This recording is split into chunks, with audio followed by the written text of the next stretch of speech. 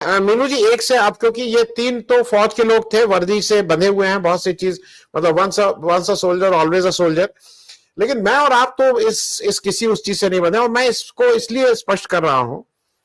मैं एक कैप्टन शिव कुमार, जो हमारे नेवी वाले कैप्टन साहब हैं, मिलिट्री अटैचे, उनकी बात भी सुन लीजिए, क्योंकि वो बहुत सी बातें उससे स्पष्ट हो रही हैं कि इस देश का जो नेतृत्व है वो क्या कर रहा है, हाथ कैसे बांध दिए उसने फौज के, वो जरा सुन लीजिए उस पर भी, क्योंकि पुरानी चीजें हैं लेकिन याद दिलाना जरूरी है लोगों को। कैप्टन शिव कुमार के India lost a lot of aircrafts.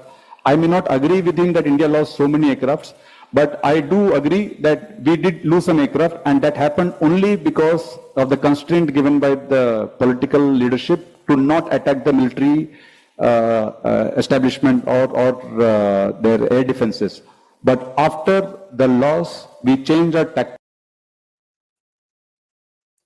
ये मैं इसलिए बात उठा रहा हूं मीनू जी कि ये पहली बार हो रहा है, और मैंने फौज के, आज भी सुबह मैंने कुछ लोगों से बात की, वो कह रहे हैं पहली बार हो रहा है कि कम्युनिकेशन नहीं है, संवाद नहीं है, हुक्म दिया जा रहा है एक तरफ से। और ये संवाद पहले फौज में होता था, अगर ये फौज के ऊपर छोड़ा जाता था।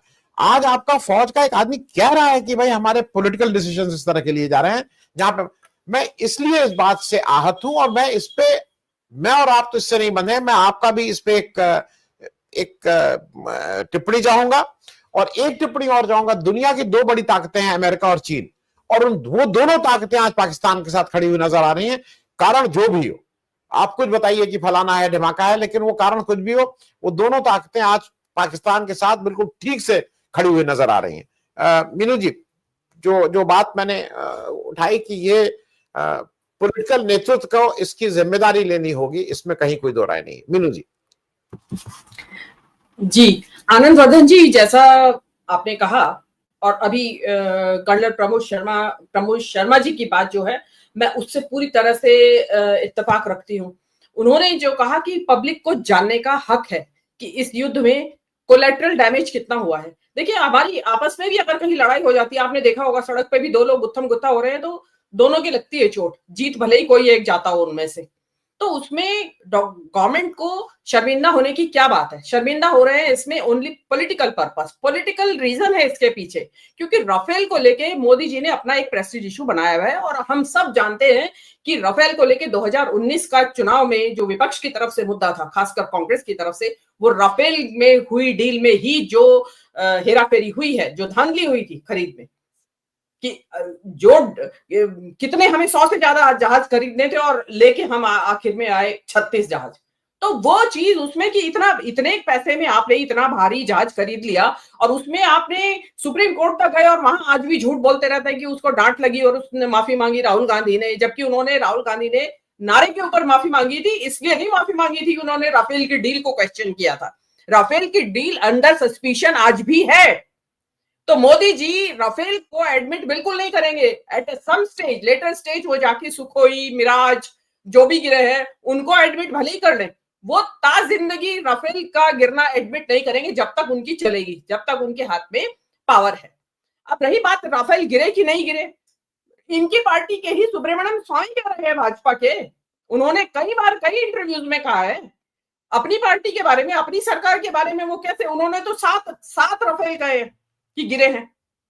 तो ऐसा नहीं है, और पूरी प्रेस के अंदर जब जैसे ही ये युद्ध विराम हुआ उसके तुरंत इमीडिएट, और इवन चलते के बीच में मैंने आपको भेजा भी था एक दिन एक लिंक, उसमें आया था कि गिरे हैं हवाई जहाज, और राफेल का भी नाम था उसमें। भटिंडा में जो एक वीडियो फिल्म जारी हो रही थी उसमें उसका वही टेल जो थी वो वहां पड़ी हुई थी, उस पर नंबर लिखा हुआ था इसका जहाज का।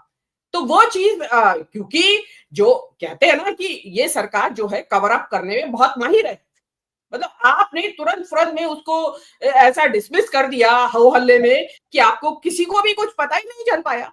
और बात तो ये आप तो जहाजों की कर रहे हैं कि जहाज गिरे या नहीं गिरे, जिसमें कि कर्नल चौहान भी मान रहे हैं, सॉरी सीडीएस भी मान रहे हैं चौहान साहब, आपने शिव कुमार भी मान रहे हैं।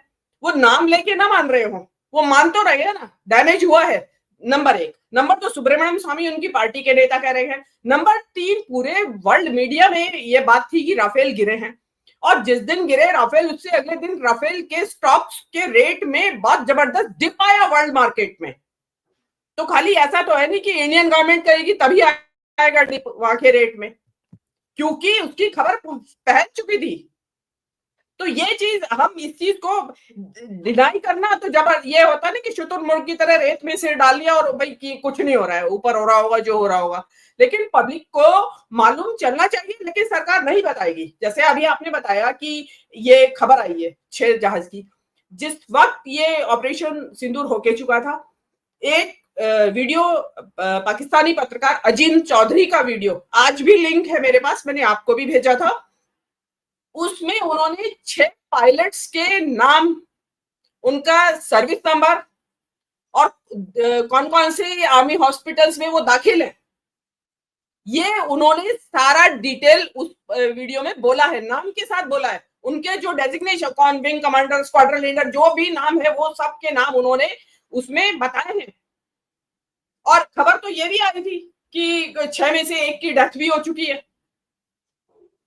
और उसको छुपाया गया है, कवर अप किया गया है कि उनकी जब कुछ कहा जाता है कि 13वीं वगैरह की कुछ बात लोगों रिश्तेदारों में, जब उनके 13वीं का एक पायलट की खबर पहुंची तो उनसे पूछा भाई घर वालों ने कि कब हुई डेथ, तो उन्होंने बोला रोड एक्सीडेंट में हुई डेथ। मतलब सरकार ने इतना तक मैनेज कर लिया कि पायलट के परिवार को बोलने से, मतलब शहादत को ही आपने डिसमिस कर दिया। इससे बड़ा अपमान क्या करेंगे आप शहादत का, आर्मी ऑफिसर की। तो खबरें तो ऐसा नहीं है, और छन छन के आएंगी, ऐसा नहीं है। जो उसमें इन्वॉल्व है, ऑफिसर्स इन्वॉल्व रहे होंगे इस सारे ऑपरेशन में, उनको, उनकी भी तो आत्मा जाग रही होगी, जागेगी कभी या नहीं, कभी मेमोइर्स लिखेंगे या नहीं, वो लिखेंगे, जरूर लिखेंगे, क्योंकि ये कंट्रोवर्शियल रहा है आपका ये ऑपरेशन। और दूसरी बात, ये जो बात अभी जो सीडीएस साहब कह रहे थे कि 2 दिन हमें अपनी मिस्टेक्स मालूम पड़ी, जो टेक्निकलिटीज या जो भी कुछ कारण रहे होंगे, मैं इतनी एक्सपर्ट नहीं हूं उस बारे में। 2 दिन हमने ऑपरेशन रोक दिया और 2 दिन बाद रिज्यूम किया, हमने गलती सही कर ली और फिर रिज्यूम किया ऑपरेशन। भाई नंबर 1 तो उन 2 दिन के दौरान भी लगातार ब्रीफिंग आ रही थी आर्मी की तरफ से, आज ये हुआ, आज ये हुआ। अरे जब कुछ हो नहीं रहा था, वहां पे आपकी लड़ाई नहीं चल रही थी, रुकी हुई थी लड़ाई, तो 2 दिन किस चीज की ब्रीफिंग दे रहे थे आप? तब भी मूर्ख बना रहे थे पब्लिक को, इसका मतलब। और फिर जो पहले दिन हुआ है 7 तारीख की रात को, 82 बताते हैं कि 82 जेट्स एक साथ उड़ाए इंडिया ने। उन्होंने, क्योंकि पाकिस्तान का एरिया कम है इंडिया से, तो जब चारों तरफ से उन्होंने उड़ाए तो वो पूरा का पूरा कवर हो गया। तो बताते, जो डिटेल अल जजीरा में पढ़ा है मैंने, तो उन्होंने बताया कि उनके वॉर रूम में अचानक सारा रेड हो गया कि ये तो घेर लिया है हमें। तो तब उन्होंने, क्योंकि यहाँ वाले जो रफेल उड़ा रहे थे वो लोग, या जो भी उसके साथ रफेल के साथ और भी गिरे हैं हवाई जहाज, तो उन्होंने जो आइडिया ये था आर्मी को हमारी कि ये 180 किलोमीटर की रेंज तक इनकी ताकत है, हमें नुकसान पहुंचा सकते हैं। लेकिन वहां क्योंकि चाइनीज एक्सपर्टीज उनकी इलेक्ट्रॉनिक वॉरफेयर की दे रखी थी, दे रहे थे वो डायरेक्ट, उनकी लाइव लोकेशन भी दे रहे थे और टेक्निकल सपोर्ट भी दिया जा रहा था, तो वो 300 किलोमीटर की रेंज तक उन्होंने मार किया। और उस वजह से गिरे हैं ये नहीं है कि सीमा के ऊपर गिरे, इन्हीं हमारी ही टेरिटरी में गिराए हैं उन्होंने। ये कारण है जिसको कि ये बहुत, क्योंकि ये बताएंगे नहीं कि हमें तो पता ही नहीं था, ये बता रहे हैं कि जो मेरे प्रवीण साहनी जो डिफेंस एक्सपर्ट है, उनके कई वीडियोस मैं उस दौरान लगातार सुनती रही। उनका तो ये कहना था, मैं तो डिटेल नहीं जानती ना, मैंने कोई हवाई जहाज उड़ाए हैं, उनका ये कहना था कि उनके सिग्नल्स ही जाम हो गए, जो पायलट्स थे उनको समझ ही नहीं आया क्या हुआ। तो ये बहुत बड़ा, एक इतना बड़ा रहस्य है। मतलब आप जो आपसे पुराने वाले थे, जो नेहरू थे या जो थे, उनके बारे में तो आप खूब सच भी और झूठ भी बहुत उड़ाते हैं और बड़े चटकारे ले लेके बातें करते हैं। अपने बारे में बताइए ना चटकारे ले लेके। और हम पाकिस्तान की सेना की जो इस वक्त जो चीन के सहयोग से, मैं ये नहीं कह रही हूँ कि चाइना, पाकिस्तान की आर्मी ने खुद से डेवलप कर लिया होगा, क्योंकि उनके पास रिसोर्सेज की कमी है, लेकिन उन्होंने जो अपनी जो डेवलप किया है उसके वो जो है उसको वर्ल्ड वाइड रिकॉग्निशन मिली है। वरना क्या वजह है कि ट्रम्प साहब उसको, उनके मुनीर, आसिफ मुनीर जो उनके फील्ड मार्शल बना दिए गए वो जनरल से, उनको वो लंच पे बुला रहे हैं, 2 बार बुला रहे हैं। ईरान पे पहले, ईरान के ऊपर अटैक करने से पहले उन्होंने बुलाया उसको। आज जो सऊदी अरब ने उनके साथ जो भी संधि की है या जो भी ट्रीटी हुई है, तो सऊदी अरब ने ऐसा तो है नहीं कि भाई मुसलमान मुल्क है इसलिए कर लिया होगा। That's ये cryptocurrency.